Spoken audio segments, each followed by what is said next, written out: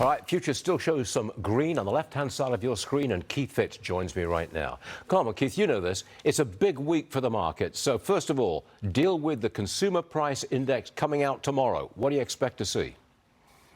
I'm expecting inflation to continue to rage. I think the conception or the misconception, to be really precise, is that prices are going to come down if that relaxes. That's not true. You got to invest accordingly. Okay, how about the Fed meeting? They announced the rate increases on Wednesday afternoon, I believe. What are you expecting there?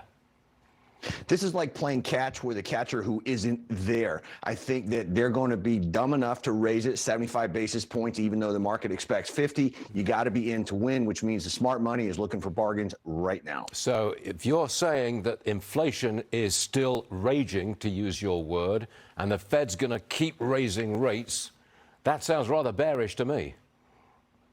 Well, it sounds bearish for overall economic conditions, but it's still possible to be bullish with specific stocks, particularly if they're putting the numbers on the board. I want to raise the issue of China. They've made some changes to their zero COVID policy, and which might be a plus for the market. Omicron is described as just like the flu by a senior medical authority. There's going to be less testing, and they've scrapped their tracking app. I would have thought that is quite a big plus for our market.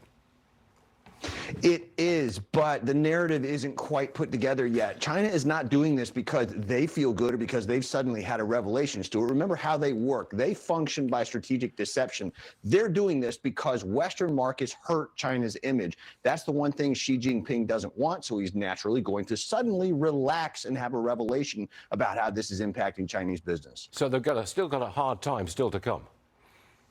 I believe they do, but I think, again, they've woken up to the fact that global markets think draconian policies are not good for business. What China cannot stand and cannot afford is big companies like Apple beating feet for the door. Okay. Now, as you know, I do read your stuff, and I know that you like Costco. I like Costco, the store. You like Costco, the stock. Tell me more. I like them both. We've got 120 million card holders, growth, new locations all over the place, 90-something% renewal. That company is doing great things. And on top of that, there's a special dividend probably in the works within the first 6 months of the next year. So all in all, I see it going back to 600. Are they raising their membership cost fee?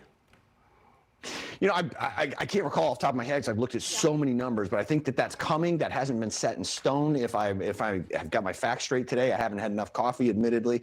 But between that and the special dividend and the renewal rates and the growth, I think it's a win-win situation. All right, Keith, thank you very much indeed. Susan's with me. What's your comment on Costco? Because last week they had earnings, and I listened to the earnings call, and the CFO already mentioned that, of course, membership fees will go up. They usually go up every 5 to 6 years, and Sam's Club did the same earlier this year, so you can bet that Costco will be doing the same, unfortunately for you and your membership fees there. Somebody else pays my membership fee, but I just like the store. Card. You know, that's the way it is. So long as they don't put up the cost of the hot dog and the drink for the lunch. $1.50. $1.50 at the moment. Yeah.